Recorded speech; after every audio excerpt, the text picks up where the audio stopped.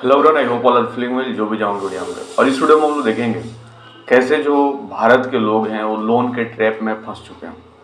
इसका सीधा सा उत्तर देखेंगे। कई भारतीय ऋण के जाल में फंसे हैं, लेकिन ये सभी पर लागू नहीं होता। अनुसंधान से पता चला कि कोविड-19 महामारी और उच्च मुद्रास्फीति, स्थिर वेतन, कम ब्याज दरें और बढ़ते उपभोग ने इस स्थिति को बढ़ाया। यह एक जटिल और संवेदनशील मुद्दा है जिसमें आर्थिक दबाव और उधार लेने की सुगमता शामिल है।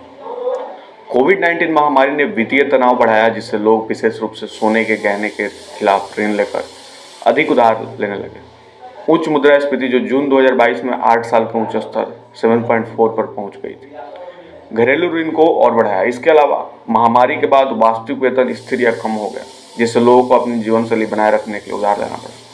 कम ब्याज दरें और प्रतिस्पर्धी उधार प्रथाओं ने उधार लेना आकर्षक बनाया, जिससे व्यक्तिगत ऋण में वृद्धि हुई। हाउसिंग, ऑटो, क्रेडिट कार्ड और अन्य व्यक्तिगत ऋण जैसे विशिष्ट ऋणों में उल्लेखनीय वृद्धि देखी गई, जिससे पिछले वर्षों में कुल व्यक्तिगत ऋण 10 ट्रिलियन तक बढ़ गया था। यह मुद्दा आर्थिक नीति और व्यक्तिगत वित्तीय निर्णयों का मिश्रण है। यह संभावित रूप से अर्थव्यवस्था के लिए चुनौतीपूर्ण हो सकता है।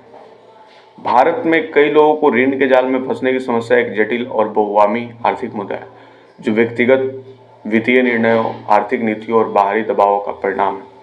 यह सर्वेक्षण नोट उन सभी कारकों का विस्तृत विश्लेषण प्रस्तुत करता है जो इस स्थिति को बढ़ाने में योगदान दे रहे हैं, जिसमें कोविड-19 महामारी के प्रभाव, मुद्रास्फीति, वेतन की स्थिरता, ब्याज दरों की भूमिका और उपभोग पैटर्न शामिल।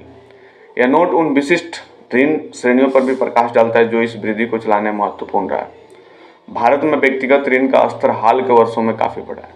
विशेष रूप से कोविड-19 महामारी के बाद यह वृद्धि कई आर्थिक और सामाजिक कारकों से प्रेरित है, जो व्यक्तियों को उधार लेने के लिए मजबूर करते हैं। भले ही वे दीर्घकालिक वित्तीय बोझ को समझते हो, यह सर्वेक्षण नोट उन कारणों को गहराई में जाता है जो इस प्रवृत्ति को बढ़ा रहे हैं और इसके संभावित प्रभावों पर विचार करता है। कोविड-19 महामारी का वित्तीय तनाव की बात करें तो महामारी ने वित्तीय अस्थिरता पैदा की, जिससे कई लोगों को अपनी आय में कमी का सामना करना पड़ा। परिणाम स्वरूप लोग अपनी तत्काल वित्तीय जरूरतों को पूरा करने के लिए उधार लेने लगे। विशेष रूप से सोने के गहने के खिलाफ ऋण महामारी के चरम पर उच्च स्तर पर थे, जैसा कि इंडिया टुडे पर बढ़ते व्यक्तिगत ऋण में उल्लेख किया गया।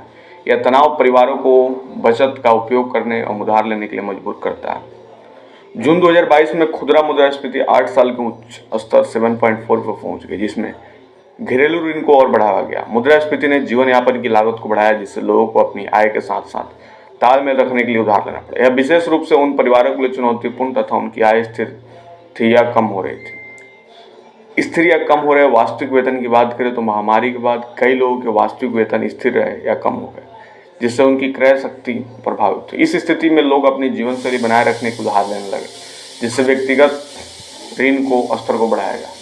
यह प्रवृत्ति विशेष रूप से उन क्षेत्रों में स्पष्ट थी जहां रोजगार के अवसर सीमित थे। ऐतिहासिक रूप से कम ब्याज दरों और नो कॉस्ट ईएमआई जैसे ऑफर ने उधार लेना आकर्षक बनाया। प्रतिस्पर्धी उधार प्रथाओं ने भी लोगों को ऋण लेने के लिए प्रोत्साहित किया, विशेष रूप से उपभोक्ता, टिकाऊ वस्तुओं और आवास के लिए। यह प्रवृत्ति व्यक्तिगत ऋण में वृद्धि का एक महत्वपूर्ण चालक रहा। उपभोग को बनाए रखने के लिए उधार लेना एक सामान्य रणनीति बन गई, विशेष रूप से जब मुद्रास्फीति बढ़ रही थी। इंडिया टुडे पर बढ़ते व्यक्तिगत ऋण के अनुसार उपभोक्ता ने खुदरा खर्च को उच्च स्तर पर बनाए रखने के लिए अधिक उधार लिए, जिससे व्यक्तिगत ऋण जून 2022 तक 35.2 ट्रिलियन रुपए तक पहुंच गया था। इस तालिका से स्पष्ट क्रेडिट और अन्य व्यक्तिगत ऋण जैसे असुरक्षित ऋणों में तेजी से वृद्धि हुई, जो दीर्घकालिक वित्तीय बोझ को बढ़ा सकता है। क्रेडिट कार्ड ऋण 35 ट्रिलियन रुपए के कुल व्यक्तिगत ऋण में 1529 बिलियन रुपए का योगदान देता है, जो इस प्रवृत्ति की गंभीरता को दर्शाता है। यह प्रवृत्ति अर्थव्यवस्था के लिए चुनौतियां पैदा कर सकती है, विशेष रूप से यदि क्रेडिट आधारित व्यक्तिगत मांग पर निर्भरता लंबे समय तक बने रहे। इंडिया टुडे पर बढ़ते व्यक्तिगत ऋण के अनुसार यह प्रवृत्ति अल्मारिंग नहीं है, लेकिन दीर्घकालिक रूप से अर्थव्यवस्था के लिए बड़ी चुनौती हो सकती है। परिवारों को वित्तीय तनाव में डाल सकता है और संभावित रूप से ऋण चक्र में फंसने का जोखिम बढ़ा सकता है। भारत में ऋण के जाल में फंसने की समस्या कई आर्थिक और सामाजिक कारणों का परिणाम, जिसमें महामारी के प्रभाव, मुद्रास्फीति और उधार देने की सुगमता शामिल। यह मुद्रा व्यक्तिगत वित्तीय निर्णयों और व्यापक आर्थिक नीतियों का संतुलित दृष्टिकोण की आवश्यकता होगी, और भविष्य में वेतन वृद्धि, मुद्रास्फीति नियंत्रण, उधार प्रथाओं में सुधार इस प्रवृत्ति को कम करने के लिए मदद कर सकते हैं। और ऐसे करके भारत के सारे लोग कहीं ना कहीं लोन के चक्कर में फंस गए और अभी जो है उनको झेलना पड़ रहा है। ये थी छोटी सी इन्फॉर्मेशन।